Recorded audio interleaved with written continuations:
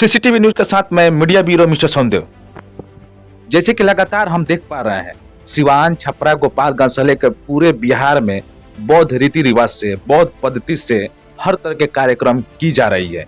जैसे कि शादी हो, आपका तिलक महोत्सव हो, छठियार हो, गृह प्रवेश हो या किसी का अंतिम संस्कार हो। तो आइए देखते हैं लाइव और समझते हैं कि ये आखिर इसका कारण क्या है और क्यों लोग इसको पसंद करते जा रहे हैं। तो लाइव चलते हैं और देखते हैं हमारा सीसीटीवी न्यूज चैनल के डिप्टी मीडिया ब्यूरो मिस्टर अंकित राज के साथ।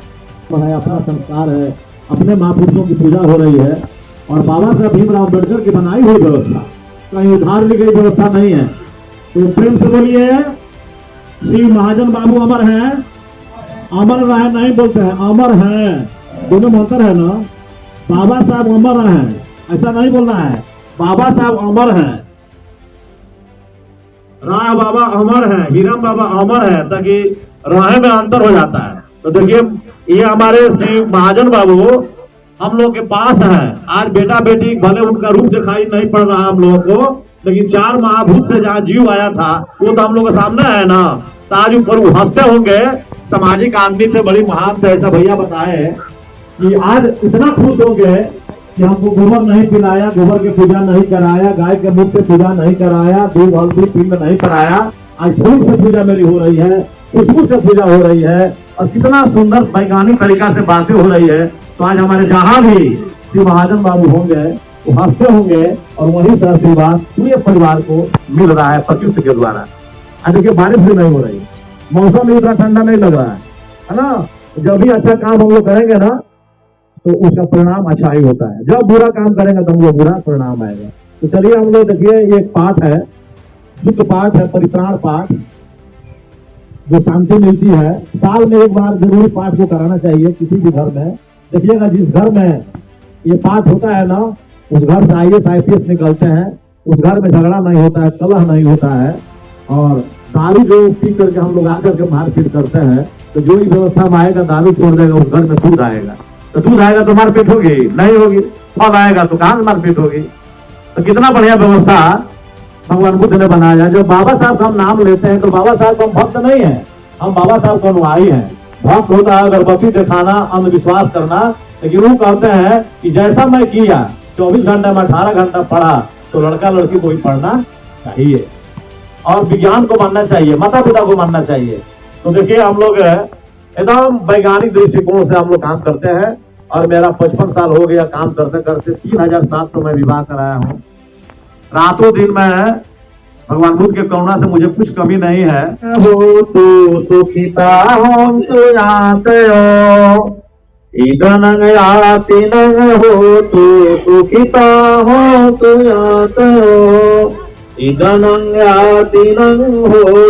सुखिता हो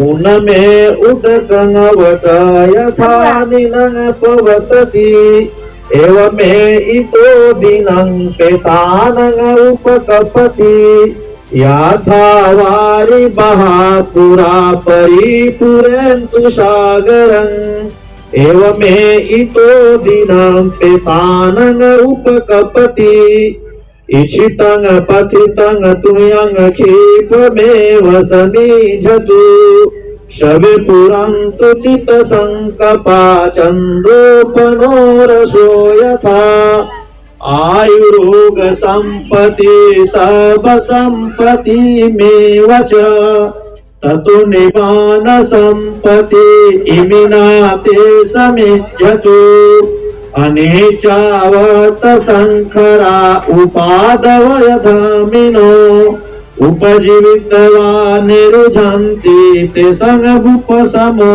सुखो काल कतान हमागं याति न तुआथा इमं भीखं भीखु संघस देमं। 5 ज्ञान इंद्रिय से जो हम अनुभव करते हैं वही भगवान बुद्ध की बात है। जानो, छानो, पहचानो, तब मानो, यही बौद्ध धर्म का सिद्धांत है। बिना जाने हुए किसी चीज को हम मान नहीं सकते, अगर कोई संसार विज्ञान मानता है। चलिए, और कोई श्रोता बंधु धर्म प्रेमी है, महिलाओं के पीछे आधी आबादी बैठी है। जैसा हम लोग को गड़बड़ घर में गृह मंत्रालय से होता है, मर्द खूब तैयार होता है, ये करेंगे वो करेंगे, घर में जाकर फेल हो जाता है। तो कोई महिला चाहती है कि या सुनी है भोजपुरी में ही या जो भाषा बोलना चाहती है, तो हम लोग जाते हैं तो कोई देखिए एक बंदा है, ये हमारे सीसीटीवी न्यूज के अच्छे अच्छे विद्वान लोग जुटे हैं, सोनू देव जी ब्यूरो चीफ हैं, अंकित पासवान जी हमारे एंकर हैं, और छपरा गोपालगंज सिवान में हम लोगों के बात वो लोग रख रहे हैं मीडिया में। तो कोई भी बीच में जो हमारे महिला बैठी हैं पढ़ी लिखी, ताकि पढ़ने लिखने का क्या मतलब होता है कि अपने बात को कहीं रखना ताकि दूसरा भी फॉलो करे। तो कोई महिला चाहे कोई लड़की, जो हमारी लड़की पढ़ रही है, जो IAS IPS बनना चाहती है, डॉक्टर बनना चाहती है, आइए बाबा साहब के चरणों में 2 शब्द रखिए। यहाँ आप लोग नहीं बोलिएगा, लेकिन जब कुछ दूसरा काम होगा ना घर में, उस तरह का होता है, तो उसमें सब लोग अपना और महासभा बिहार इकाई के मैं प्रदेश अध्यक्ष हूँ। और मीरा ताई जसवंत राव अम्बेडकर जो बाबा साहब की पुत्र वधू है, मेरे घर में 10 दिन रही है सिवान में, और मेरे घर का बुद्धा पैलेस नाम उन्हीं के द्वारा रखा हुआ है। और प्रत्येक साल में बाबा साहब का जो घर है राजगीर दादर ईस्ट में मुंबई में, सारे परिवार से मिलने का मौका मिलता है। एक परिवार हम लोग सदस्य हो गए हैं। और जब मैं कहता हूं कि अम्बेडकर घराना से मुझे प्रथम धर्म गुरु का उपाधि मिला है और बौद्धाचार्य की उपाधि मिली है, तो सीना मेरा चौड़ा हो जाता है और आगे काम करने का मनोबल बढ़ने लगता है। तो मैं हरिलाल भाई जी को इसलिए धन्यवाद देना चाहता हूँ, इस मिट्टी को नमन करना चाहता हूँ कि अगर ये मिट्टी तैयार नहीं किए होते और ये आमंत्रित नहीं किए होते किसी भी माध्यम से, तो मैं आपके बीच में आकर के भगवान बुद्ध की इतनी सुंदर वाणी का संगायन नहीं करता और ना सुन पाते। अब तो वही जानते जो हजाम भाई कराते हैं, जो पंडित जी कराते हैं। तो एक मेरा जरूर रिक्वेस्ट है कि खाना देखिए आ गया है, दोनों को सम्मान में, माता पिता को सम्मान में रखा गया है। जो भी घर में खाना बना है सभी लोग खाएंगे, और अंधविश्वास कोई भी घर में कर्मकांड नहीं होना चाहिए, ताकि इसका अपमान हो जाएगा। तो मैं ये माइक हैंड ओवर कर रहा हूँ हरिलाल भाई जी को, कि तो अच्छे भीम आर्मी के सपोर्टर हैं, बैंक के बहुत बड़े पदाधिकारी से सेवानिवृत्त हैं, और इनके पूज्य माता जी और पूज्य पिताजी के सम्मान में कृष्ण स्मरण इसको कहते हैं, हिंदी में श्रद्धार्पण सभा भी कहते हैं, पाली में पुण्यानुमोदन कहते हैं। पाली में पुण्यानुमोदन कहते हैं। ये बहुत बिरले कोई लाल होता है जो अपने पिता को देवता बना करके ऐसा सम्मान देता है। अब इस गांव में बहुत लोग के माता पिता मरे होंगे, सब लोग भूत बना दिया होगा, चुड़ैल बना दिया होगा, लेकिन आज हम हरिलाल भाई जी को भारतीय बौद्ध महासभा बिहार इकाई सिवान इकाई की तरफ से बहुत बहुत मैं बधाई देता हूँ कि इन्होंने मकरियार गांव में इतिहास रचा। और हम लोग रहे चाहे नहीं रहे, इतिहास जो है हमेशा बोलता रहेगा, यूट्यूब के माध्यम से, फेसबुक के माध्यम से, ये जो चैनल चलेगा CCTV न्यूज चैनल, तो हम रहे चाहे नहीं रहे, जितने हमारे बैठे हैं दर्शक में जो माँ बहने हैं, हम बूढ़े भी हो जाएंगे, बूढ़ी भी हो जाएंगे, तो आज का सीन जो है इतिहास बनेगा। और हमारे शशि बाबू ने जो बोला, इनका भी कवर किया गया है, तो शशि बाबू पटना में कहीं रहेंगे और हम लोग से भेंट होगी तो जरूर हम फोटो दिखा देंगे। देखिए आपने हमें अंग वस्त्र दे करके सम्मान किया था, अभी शशि बाबू हैं, तो पहचानने में देरी नहीं करेंगे। भगवान बुद्ध की करुणा हो। CCTV न्यूज चैनल के साथ मैं डिप्टी मीडिया ब्यूरो अंकित राज। आज हम बात कर रहे हैं सिवान जिला से। जैसे कि देख रहे हैं आपकी बौद्ध धर्म की लोकप्रियता बढ़ती जा रही है, जैसे कि डे बाय डे लोग इसके फ्लोर होते जा रहे हैं और इस पद्धति को अपनाते जा रहे हैं। तो इसी समय आइए हम मिलकर बात करते हैं कि सिवान जिला में भी एक श्रद्धार्पण सभा का आयोजन किया गया है। तो आइए इस आयोजन के जो मुख्य कार्यकर्ता हैं उनसे मिलकर बात करते हैं और जानते हैं कि इस आयोजन में उन्होंने कैसा महसूस किया और उन्होंने इसे क्यों अपनाया। सर, जो आपने ये श्रद्धार्पण सभा करवाया है, तो ये बौद्ध धर्म रीति रिवाज से करवाया है, तो सर इसके बारे में आप क्या कहना चाहेंगे और ये किसकी श्रद्धार्पण सभा थी?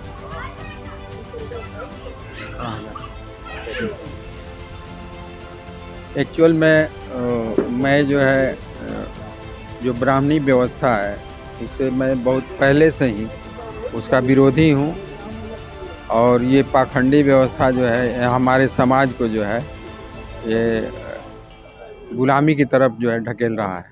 इस कारण से मेरे मन में बहुत दिनों से ये व्यथा थी कि किस तरह से और किस आयोजन से हम इस व्यवस्था को समाप्त करें।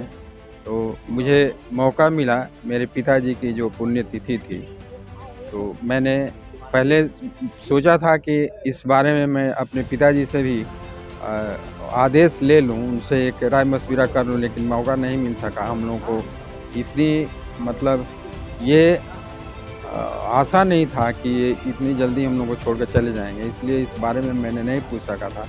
लेकिन पहले से ही इच्छा थी कि मैं उनसे पूछूं कि मैं जो पुरानी व्यवस्था है, जो ब्राह्मणी व्यवस्था है, उससे अलग हट करके जो हमारा महात्मा बुद्ध, भगवान बुद्ध की जो व्यवस्था की हुई है, या हमारे जो भीमराव अंबेडकर की जो व्यवस्था की हुई है, उसके मुताबिक मैं जो भी अपने घर का कार्यक्रम हो, चाहे शादी ब्याह हो या मृत्यु का जो भी कार्यक्रम है, उसके मुताबिक हम करने के हमने सोचा था। और शायद इसी का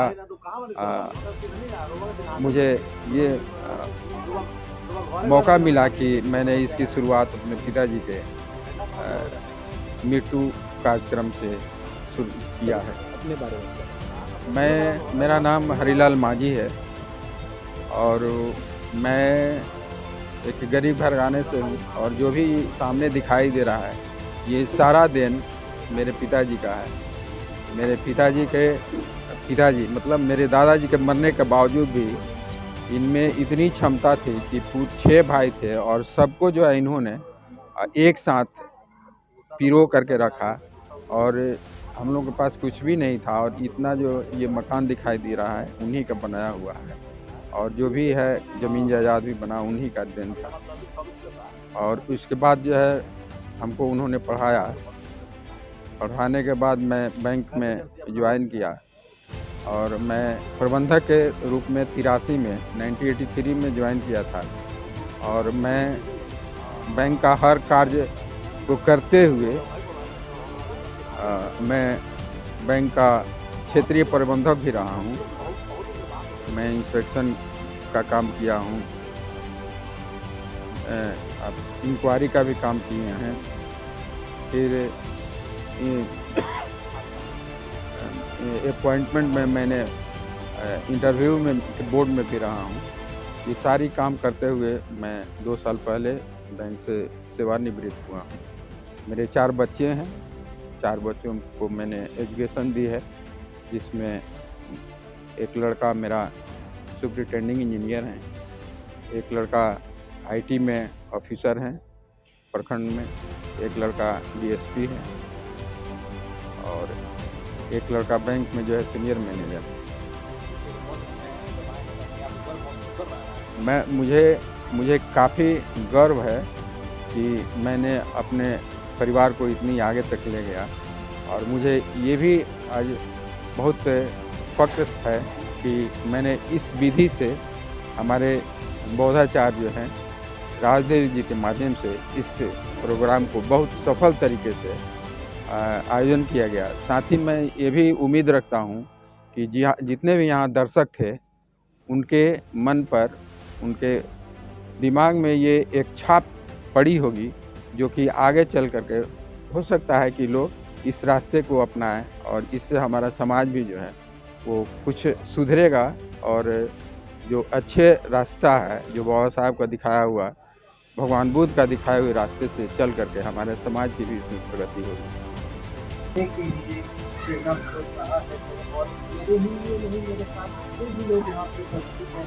सारे लोगों के लिए आज की जो बातें जीवन में उतार लिया जाए, तो मुझे लगता है कि हर इंसान का जीवन बेहतरीन और बेहतर से बेहतर होता चला जाएगा। बोलिए आप लोग 3 बार साधु साधु साधु। भगवान बुद्ध की करुणा हो, भगवान बुद्ध की करुणा हो, भगवान बुद्ध की करुणा हो। और एक और बात मैं सिर्फ कहना चाहता हूँ कि आपको बहुत बड़े विद्वान हैं सर, आपके सामने मैं क्या बोलूँ, हो सकता है शायद आपने वो बात इन सारे लोगों को बताई होगी, पर भगवान बुद्ध का जो सबसे बड़ा जो अंतर है बाकी लोगों से, भगवान बुद्ध हमेशा उन्हीं चीज़ों की प्रशंसा की है, उन्हीं चीज़ों की तरफ प्रेरित किए हैं जो चीज़ इन 5 ज्ञान इंद्रियों से, जैसा सर ने कहा, उससे हम महसूस कर सकते हैं। इसके अलावा छठी कोई चीज़ इस संसार में नहीं है।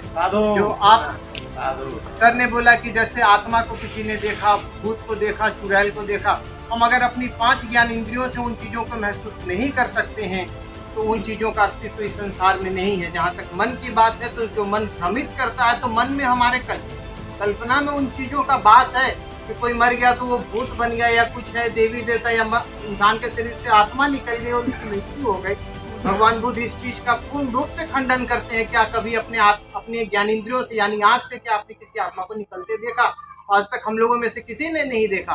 तो जो हम 5 ज्ञान इंद्रियों से महसूस करते हैं वही संसार का सत्य, इसके अलावा और भी कोई चीज इस संसार में सत्य नहीं है। तो अपनी 5 ज्ञान इंद्रियों पर विश्वास कीजिए और उससे जो आपके मन में विचार आ रहा है या आपकी बुद्धि में जो विचार आ रहा है उससे आप निष्कर्ष निकालिए और तार्किक बुद्धि से और तर्क संगत जो आपका रास्ता है उस रास्ते की तरफ अग्रसर हो।